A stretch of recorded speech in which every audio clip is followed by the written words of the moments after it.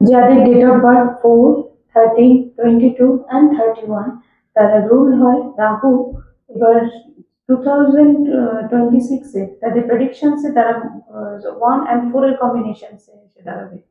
এবং 4 নাম্বারকে অনেকে রাহু বলে অনেক নেগেটিভ অ্যাসপেক্ট দেয়, কিন্তু আমি বলবো 4 এর পার্সনরা হয় খুব অনেস্ট। তারা যেটা সোজাকে সোজাভাবে বলে, কিন্তু অনেকে অনেক সময় তাদের মানে ঠিক এই পজিটিভিটি, এই অনেস্টিটাকে মানতে পারে না। কিন্তু রাহুর মধ্যে এতটাও নেগেটিভিটি নেই। তবু 2026 এর প্রেডিকশনস এ বলবো 4 এর জন্য মোস্ট ফরমোস্ট রোল হচ্ছে হার্ডওয়ার্ক, হার্ডওয়ার্ক অ্যান্ড হার্ডওয়ার্ক। হার্ডওয়ার্কে এই বছরে তাদের অ্যাবান্ডেন্স, প্রসপারিটি, অপরচুনিটি অনেক বেশি পাওয়া যাবে। আর ফোরেন যারা পার্সন তাদের ক্ষেত্রে হেলথ ইস্যুস এর কিছু প্রবলেম হতে পারে।